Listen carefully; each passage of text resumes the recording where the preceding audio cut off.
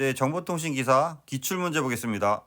좀 더 많은 자료를 원하시는 분은 그냥 카페에 오시면 체계적으로 자료가 정리되어 계속해서 있습니다. 정보통신 기사 서머리 12번째 시간을 갖겠습니다. 12번째. 컴퓨터 시스템의 구성, 그래서 컴퓨터 시스템의 구성을 쓰시오. 뭐 이런 게 옛날에 나왔었는데요.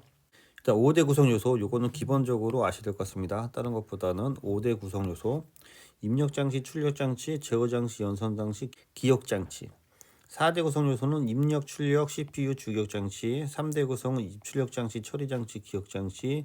2대 구성은 하드웨어, 소프트웨어인데 기본적으로 5대 구성은 꼭 정리하시고요. 그래서 CPU는 제어와 연산을 하는 거고, 메모리는 기억 장치고, 입출력 장치에서 입력 장치와 출력 장치가 있습니다. CPU는 Central Processing Unit이고, CPU의 구성에 대해서 보겠습니다. CPU는 컴퓨터의 두뇌와 같은 역할을 하고 크게 연산을 수행하는 장치인 ALU 연산 장치와 CPU 내부 동작을 관리하는 CU 컨트롤 유닛이 있습니다. 그리고 빠르게 데이터에 접근할 수 있는 레지스터와 캐시로 구성되어 있고요. 그래서 입력 장치, 출력 장치, 여기 제어 장치, 연산 장치, 기억 장치, 레지스터가 이제 기억 장치가 되는 거죠. 그래서 이 전체적으로 봤을 때 주기억 장치와 보조 기억 장치로 구분됩니다. 그래서 제어 장치는 컴퓨터에 있는 모든 장치들 동작을 지시하고 제어하는 장치고요. 연산 장치, ALU라고 하죠. 제어 장치 명령에 따라 실제로 연산 수행하는 장치. 레지스터는 CPU 내에서 처리할 수 있는 명령이나 연산의 중간 결과값을 임시 기억하는 임시 기억 장치가 되겠습니다. 주기억 장치는 여기 보신 것처럼 램과 롬으로 크게 나누는데요. 램은 SD램, D램이 있고 롬은 마스크롬 등 P롬 등 여러 가지 롬이 있어요. 그래서 이건 전자계산기에 필기 시험에 간혹 나오는 부분이고요. 램은 랜덤 액세스 메모리, 롬은 리드 올리 메모리가 되는 거죠. 여기 보면은 램에서 S램에서 스태틱 랜덤 액세스 메모리에서 기억장치 용량이 적은 플립플롭을 의미하는 거고요. D램은 다이나믹 램에서 기억 용량이 큰 램이 되겠습니다. 롬은 마스크롬, 제조 과정이 프로그램에 입력하는 거고요. P롬은 프로그래머블 롬, 일의 데이터 입력을 한 번 데이터 입력할 수 있는 롬이고요. EP롬은 일레저블 프로그램 롬에서 지우고 쓸 수 있는 자외선에 지우고 쓸 수 있는 롬이고요. EEP롬은 일렉트리코 P롬에서 전기 에너지에 관련된 롬이 되겠습니다.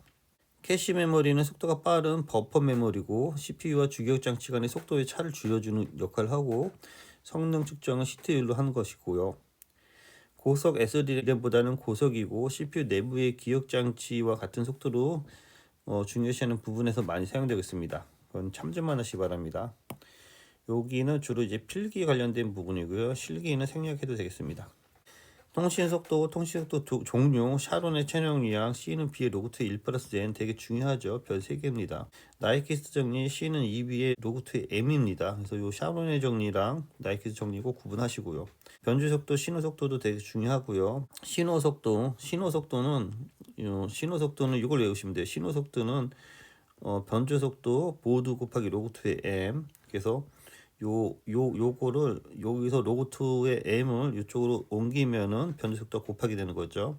그다음에 보도는 t분의 1 요 공식 외우시면 됩니다. 그래서 요 bps는 보드에 곱하기 로그2의 m 요걸 외우면은 요 위에 거가 같이 외워지는 거죠. 보드는 t분의 1이고요. 보안의 3요소 무기성, 기밀성, 가용성에서 CIA라고 하죠. 기밀성, confidentiality, 기밀성에 접근할 수가 없는 거죠. 그래서 통신하는 담당자만이 아는 비밀을 의미하며 인가된 당사자만 접근할 수 있는 것. 무결성, 인가된 당사자에 의해서 인가된 방식으로 변경 가능한 것으로 자신의 완전성과 정확성을 보장하는 것으로서 전자설명이나 해시한수를 이용해서 무결성을 보장합니다. 가용성, 정보가 사용 가능해야 한다는 것이고 중요한 정보를 사용하지 못하는 경우 심각한 피해를 입을 수 있는 자에게 의해서 사용이 가능해야 한다는 가용성입니다. 그 다음에 대칭키와 비밀키도 간혹 시험에 납니다. 대칭키, 군에서 사용하는 대칭키라고 생각하시면 되고요. 암호화에 사용되는 키가 동일한 키, 공개키, 이제 인터넷 상거래, 암호화 암복화에 사용되는 키가 서로 다른 비대칭키를 의미합니다. 그래서 대칭키 같은 거, 비공개키, 비대칭 키는 암호화 키는 공개하고 복화 키는 개인 키인 거. 그래서 키가 대칭 키가 짧고 비대칭 키 길고 인증이 상대적으로 어려운 거고 용이한 거고 암호 속도는 당연히 빠르고 느리고 경제성이 높고 낮다. 그래서 대칭키는 고용량 데이터의 암호화에 대한 기밀성에 기반한 거고요. 비대칭키는 키 교환 및 분배, 인증, 부인 방지를 하기 위한 것입니다. 예, VPN, 공중망에서 보안과 QS를 제공하여 마치 사설망처럼 사용할 수 있도록 하는 가상 네트워크가 되겠습니다. 버추얼 프라이빗 네트워크에서 인터넷망에서 좀 더 사설망처럼 쓸 수 있는 방법인 거고요. 크게 리모트 액세스 VPN과 사이트 투 사이트 VPN이 있습니다. 리모트 투 액세스 VPN은 예를 들어서 어떤 사용자가 외부에 나갔을 때 인터넷망을 통해서 이렇게 암호화해주는 터널을 만들어서 접근하는 거고요. 사이트 투 사이트 VPN은 VPN 터널을 만들어서 연결해주는 부분이 되겠습니다. 보안의 요소, 암호화 인증 터널링 기법 등이 있고요. 요소 기술로 터널링이라든지 키 관리 MPLS를 주로 사용하고 구현의 분류, 전용 개선 방식, 라우터 방식, 방화벽 방식 등이 있습니다. 그래서 이거 VPN에 대한 종류를 보면은 IPsec VPN이 있고 MPLS 기반의 VPN, SSL VPN, 매니지드 VPN 등으로 구분할 수 있습니다. IDS, IPS 파이어월에 대한 구분이고요. 방화벽은 허가되지 않은 액세스를 방지하는 건데요. 포트 기반으로 막을 수도 있고요. IP 기반 등으로도 막는 게 기본적인 룰 정책이 되겠습니다. IDS는 인트루전 디텍션 시스템에서 침입 탐지 시스템, 웹에서 오는 침입을 탐지하는 거고, IPS는 프리벤션에서 침입 차단 시스템이 되겠습니다. 그래서 이상 트래픽에 대한 징후를 검토하는 거고요. 그래서 파이어월은 단순히 패킷을 차단하는 거 등으로 사용하는 거고, 인가된 트래픽에 허용된 접근만 허용하고 내부 공격에 취약한 부분이 단점인데, IDS는 디텍션하는 거기 때문에 패킷을 분석하고 오용 탐지라든지 이상 탐지를 하고 실시간 탐지를 하면서 외부의 공격을 대응할 수 있지만 변형된 패턴에 대해서는 탐지가 어렵다. IPS는 패킷 탐지라든지 전체적인 기능 다 같이 할 수 있는 건데요. 실시간 대응이 가능하고 하지만 오탐이 잘못된 탐지가 발생할 수 있고 비용이 높다 해서 최근에 IDS와 IPS가 기능이 합쳐지고 있습니다. 허니팟, 우리가 꿀단지죠. 허니팟 침입자를 속이는 침입 탐지 기법으로서 마치 실제 공격을 당하는 것처럼 공격자에게 보이게 하고 이를 통해서 크래커를 추적할 수 있는 기능을 사용합니다. DMZ는 국내에 있는 DMZ랑 비슷한 거고요. 외부 네트워크와 내부 네트워크 사이에서 외부 네트워크를 제공하면서 내부 네트워크를 보호하기 위한 어떤 오픈된 영역이라고 할 수 있겠습니다. 그래서 허니팟과 DMZ가 시험에 가도 나오기 때문에 이 허니팟과 DMZ 개념을 갖고 가시 바랍니다. 비정상적인 접근을 탐지하기 위해 의도적으로 설치되던 시스템을 의미하고 이를 통해서 내부 네트워크상의 특정 컴퓨터를 연결해 두고 해당 컴퓨터에 중요한 정보가 있는 것처럼 꾸며서 공격자가 해당 컴퓨터를 크래킹하기 위한 시도가 있는 것을 탐지하는 것. 예, 이거 허니팟. DMZ는 사내 네트워크와 외부 네트워크의 분계점으로서 데이터의 입출력 제어를 하고 방화벽은 사내 네트워크와 외부 네트워크 DMZ 세 가지로 구분돼서 외부 네트워크와 내부 네트워크를 구분하기 위한 구분이라고 할 수 있겠습니다. 방화벽 처리 기술은 크게 인바운드와 아웃바운드로 구분되는데요. 외부에서 서버 내부로 들어오는 거 인바운드, 그러니까 여기 보면 내부 기준인 거죠. 그 다음에 통신망 내부가 되면 여기 인바운드, 통신망에서 밖으로 나가서 나가는 부분 이거를 이제 아웃바운드라고 합니다. 이를 통해 이제 존에 대한 구분이 되는데요. 전에 시험에 나왔던 거 이렇게 드랍 존 이런 것들이 시험에 나왔습니다. 좀 DNZ 존 이런 것들 이 존에 대한 룰이 있고요. 퍼블릭은 기본적인 최소한만 허용하는 규칙으로 공개 영역에서 사용하기 위해 선택된 들어오는 연결만 허용하는 것. 블락 존 들어오는 패킷을 모두 거부하는 거. 이건 퍼블릭은 허용하는 거, 블락은 지금 거부하는 것과 되는 거고요.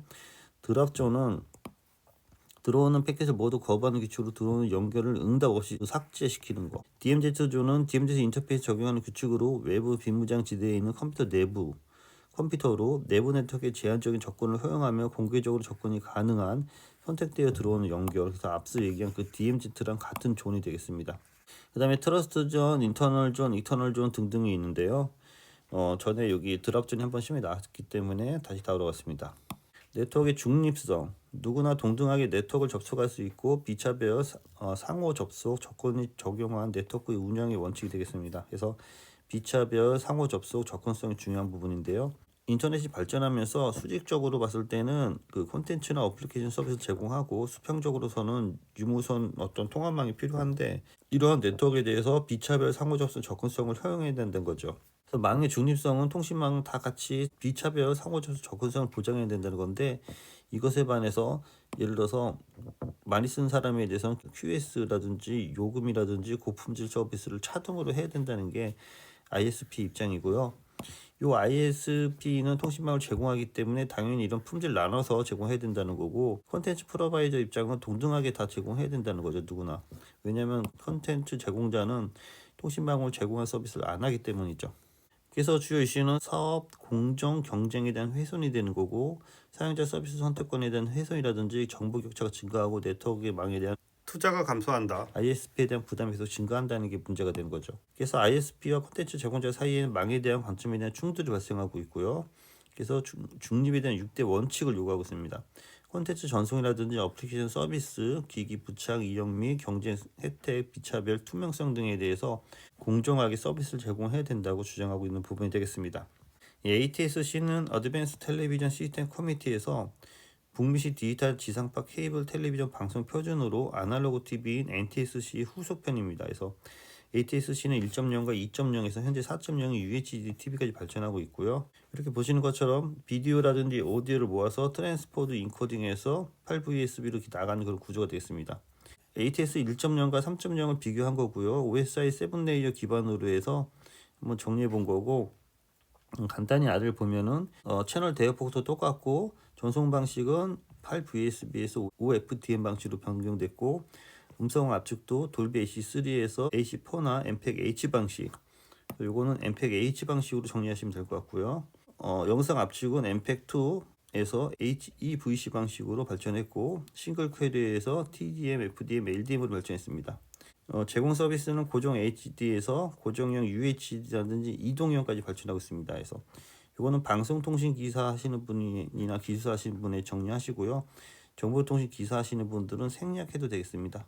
시험에는 간혹 나올 수 있는데요. 이건 참조용으로 넣어봤습니다. 예, 다음은 광통신이 되겠습니다. 광손실, 옵티컬 로스, 내부 손실 요인은 흡수 손실, 산란 손실, 구조 불안전 손실이 있는 거고요. 외부 손실은 구부린 손실, 마이크로 또는 매크로 밴드 손실, 접속 손실, 불균질 손실이 있습니다. 그래서 이렇게 그렸을 때 이렇게 산란 손실 되는 부분, 흡수 손실 되는 부분이 이렇게 파장별로 틀리게 나타나는 거고요. 맨 오른쪽은 적외선 흡수 손실이 되겠습니다. 흡수 손실은 빛 에너지 일부가 열 에너지로 변환된 손실이고 여기는 진성 손실, 그래서 피할 수 없는 재료 고유의 진성 손실이 있는 거고요. 불순물 손실이라고 해서 재료의 불순물 정도의 기인에서 제조 공정에서 발생하는 손실이 있겠습니다. 산란 손실은 직진하는 빛이 여러 갈래로 흩어져서 주로 재료의 불균일성에서 유발하고요. 레일리 산란 손실의 영향이 크고 1550나노에서 손실에 대해 최소화가 되고 있습니다. 구조 불안전 손실은 광케이블 내부 구조의 불안전성에 의해서 발생하는 손실이 되겠습니다. OTDR, 옵티컬 타임 도메인 리플렉터에서 광 측정 장비가 되는 거고요. 광 케이블이 어디에서 종량되고 어디에 접속점이 있고 어디가 끊어졌는지를 확인하는 광통신 계측 장비로서 고장점을 찾을 수 있어서 현장에서 많이 사용하고 있습니다. 여기 보시는 것처럼 광에 대한 중간에 접속점이 있으니까 접속점에 대해서 탁탁 튀는 게 보일 수 있고요. 이런 것들에 대해서 광 케이블이 끊어졌을 때는 이런 것처럼 이제 그 광 케이블의 그 끊어진 지점을 알 수 있는 거죠. 그래서 OTDR 측정 요소 4가지 쓰시라고 이렇게 시험에 나올 수 있고요. 그러면 광 케이블에 대한 케이블 접속 손실이 케이블 거리에 대비해서 감세를 측정한다. 그래서 싱글 모드에서 0.3에서 0.4dB/km당 손실이 발생합니다. 단위 개소당 접속 손실을 측정하고 즉 커넥터당 0.2에서 0.3dB를 그 손실이 발생하는데요. 이거를 이제 접속 손실을 측정한다라는 거고 광 케이블 구간 중 끊어진 걸 알 수 있고 전체 광 케이블에 대한 총 손실을 알 수 있습니다. 왜냐하면 전체 광 케이블에 대한 그 거리를 알면은 이 거리를 기반으로 해서 킬로미터당 0.3에서 0.4dB를 계산하면 어디가 끊어졌는지를 알 수 있는 부분이 되겠습니다. 예, 데드존 포토다이오드가 회복되는 시간 동안 다른 이벤트를 감지할 수 없는 구간으로 프레넬 반사의 영향으로 OTDR의 특정 거리의 광섬유 라인의 상태를 반사할 수 없어 측정이 불가능한 지점. 그러니까 죽은 지점이니까 간단히 얘기해서 측정이 불가능한 지점인데요. 이 데드존에는 이니셜 데드존, 처음 시작하는 이벤트 데드존, 어테뉴에이션 데드존이 있습니다. 그래서 이걸 그 IDZ라고 하는데요. 이니셜 데드존, 반사광의 발생 지점. 그래서 입사단에서 측정이 불가하고 작을수록 좋다. 처음에 입사단에서 측정이 불가한 거죠. 이벤트 데드존은 이벤트 피크 1.5dB, 이벤트가 발생해서 이 1.5dB는 측정이 불가능하다. 인저 이벤트에 대한 측정이 불가한 지점이고 이것도 작을수록 좋습니다. 어테뉴에이션 데드존은 OTDR 파형과 가상 직선의 0.5dB, 그러니까 요 가상 직점의 0.5dB 요 이상의 요 지점을 어테뉴에이션 데드존이라고 합니다. 인저 이벤트에 대한 측정이 불가하고 작을수록 좋은 부분이 되겠습니다.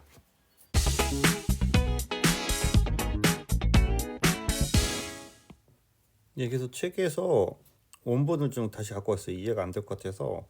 이니셜 데드존, 그래서 반사광 발생 지점에서 초기에 발생하는 데드존이라고 할 수 있겠습니다. 그래서 이니셜 펄스에 대해서 나온 데드존이고, 입력단에서 측정이 불가하고 작을수록 다 작을수록 다 좋은 거죠. 그래서 OTDR 입력단 커넥터에서 발생하는 반사광 및 그 반사광에서 발생하는 수신 파형이 꼬리를 당겨서 측정이 불가능한 입사 거리에 대한 범위가 되겠습니다. 이벤트 데드존은 이벤트 피크점에서 1.5dB 이상의 D점이 되겠습니다. 이벤트 피크에서 1.5dB 이상 점은 측정이 불가능하다.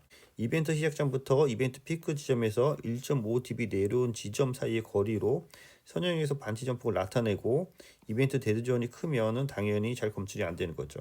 헷갈린 건 어테뉴에이션 데드존인데요. ODR 파형과 가상 직점의 0.5dB, 여기 0.5dB에 있는 그 점인데요.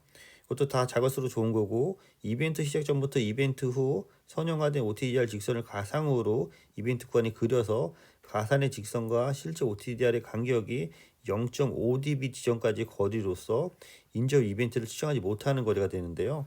이렇게만 하니까 좀 헷갈릴 것 같아서 제가 다시 한번 찾아봤는데, 여기 어테뉴에이션 데드존이 있는데 여기 커넥터가 연결이 돼 있고 그 사이에 또 이제 광 접속을 했어요.